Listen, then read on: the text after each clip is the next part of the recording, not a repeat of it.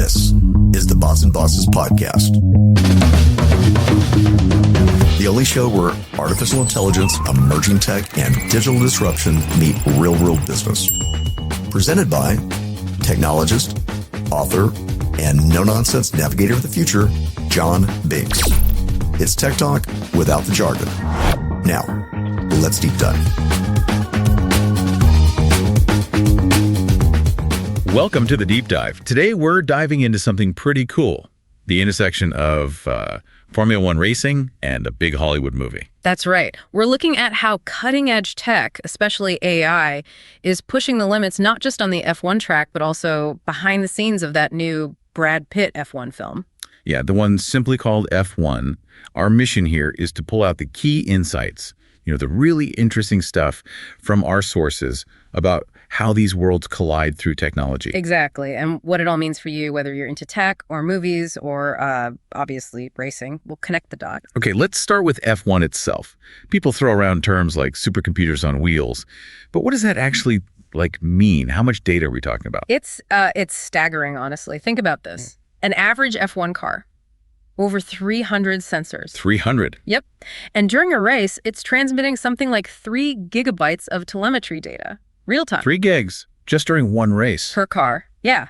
And that stream goes live to the pit wall, sure, but also back to team HQs, maybe thousands of miles away. Wow.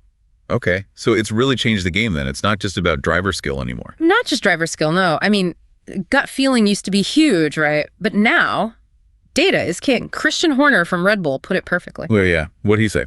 He said, data is in the team's lifeblood. Every element of performance, how we run a race, how we develop a car, how we select and analyze drivers, it's all driven by data. Basically, gut feeling gave way to gigabytes. Gigabytes and algorithms sounds like. So how does AI actually use all that data? How does it become, a weapon on track? Well, that's where AI and machine learning step in as sort of secret weapons for the top teams. Mercedes, Ferrari, Red Bull, they all rely heavily on this. How so?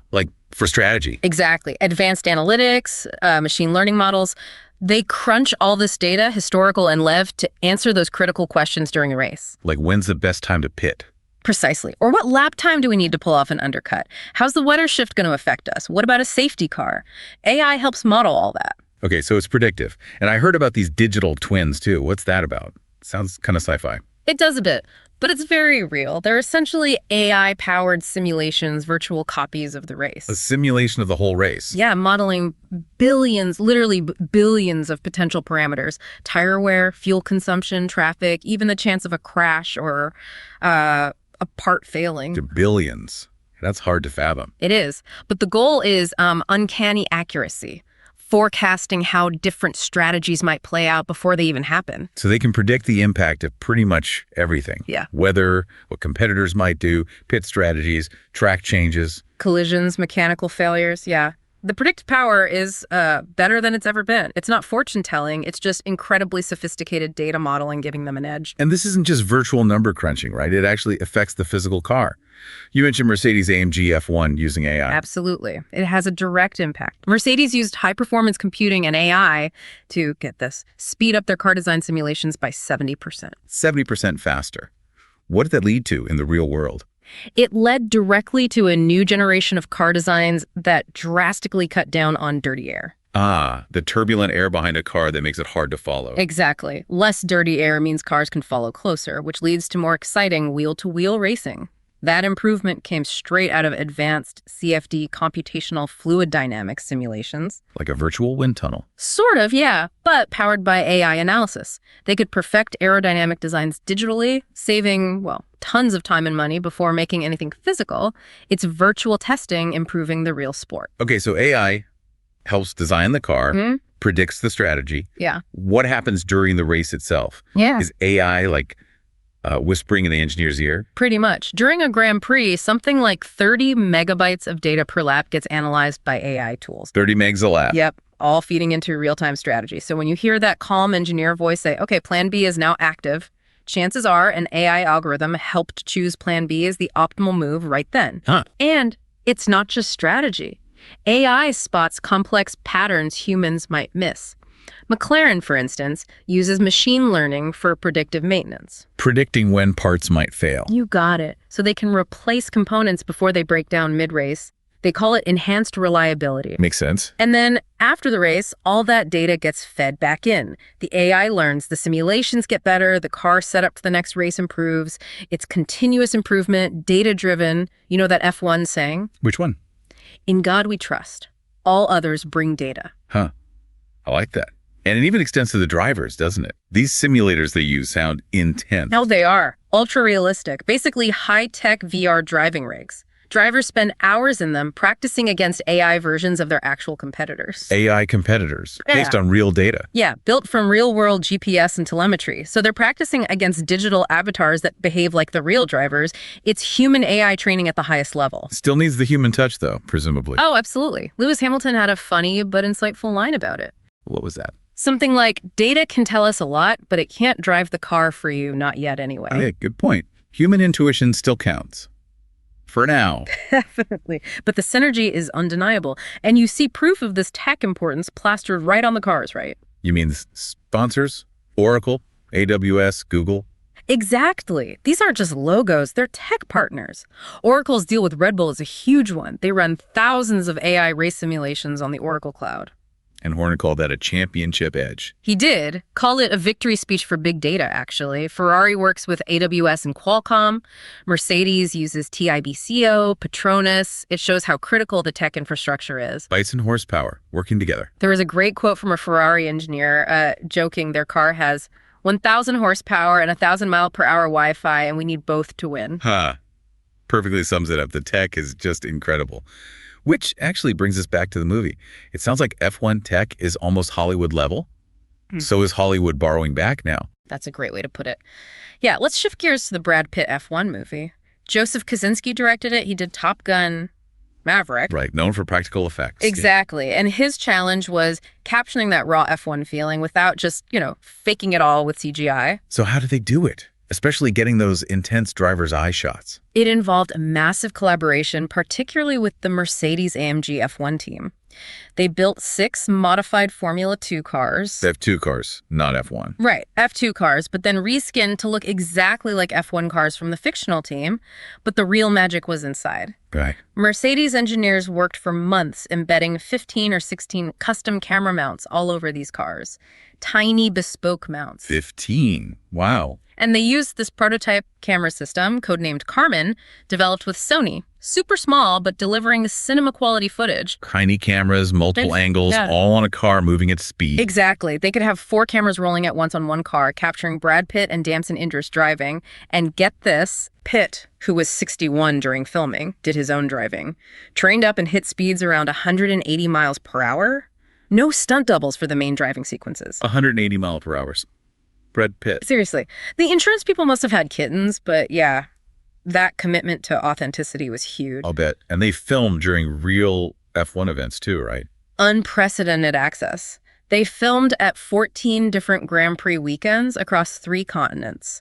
Their fictional team, APXGP, had its own garage in the paddock, its own pit stand, right there alongside Ferrari and Mercedes. So they were literally embedded in the real F1 circus. Completely. Blurring the lines between the movie set and the actual sport like never before. Okay, but even with real driving in real locations, there must have been some movie magic, some VFX. Oh, for sure. But the approach was invisible effects, using CGI and, yes, a bit of AI to enhance the reality, not just replace it wholesale. How does that work? Like, give me an example. Okay, so maybe they filmed 2 of their modified cars racing. In post-production, the VFX team could digitally reskin one of those cars with, say, the authentic Ferrari livery. Ah, so the driving is real, but the car's appearance is tweaked digitally. Exactly. Or they could take footage from an actual race and digitally insert the APXGP car into the pack.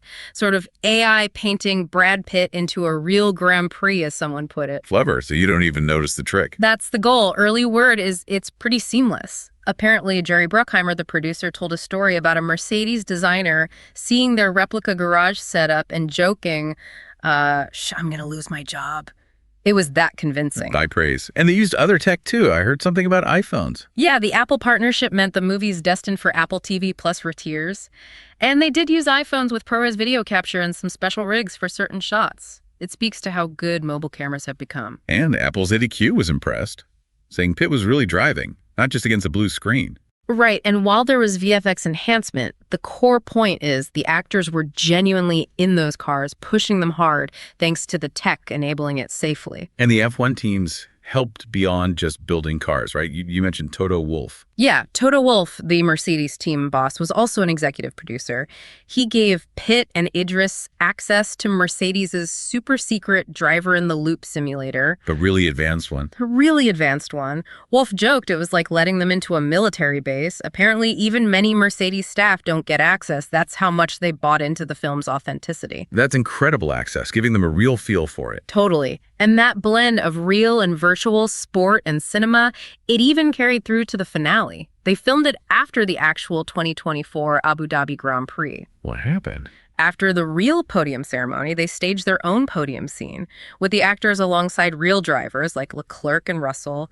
Even Toto Wolff made a cameo appearance, just completely blurring that line. It's really something. These two worlds, F1 and Hollywood, seem so different on the surface. But they share this core DNA, don't they? Both are obsessed with innovation, peak performance, pushing boundaries, and captivating an audience. And technology, especially AI and data science now, is the thread connecting them. It's the enabler. Absolutely. It's become this really interesting symbiotic relationship. How so? What does each side get out of it? Well, for F1, under Liberty Media and Stefano Domenicali, this movie is a massive platform, a chance to reach new fans, different demographics, globally. Broaden the appeal. Exactly. Lewis Hamilton, who was also a producer, pointed out it could inspire more diversity in motorsport, female engineers, mechanics, people from all backgrounds.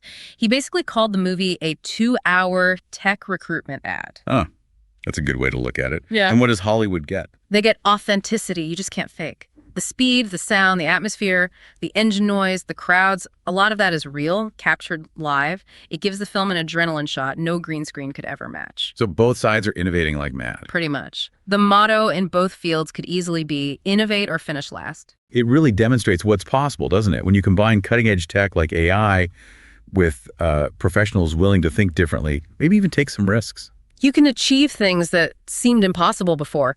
Putting an actor realistically in an F1 race or finding that extra tenth of a second on track through machine learning. It feels like a definite win-win. A 1-2 finish, to use the F1 term. Nicely put. F1 gets a boost. Hollywood breaks new ground in filmmaking.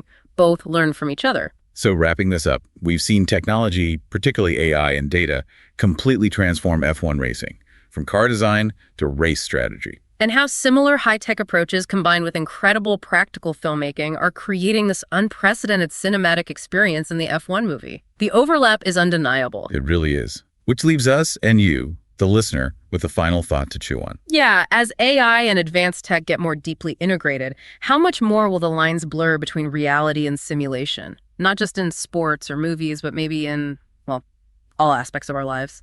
What new possibilities or maybe even challenges does that open up? For industries we haven't even thought of yet. Something to ponder.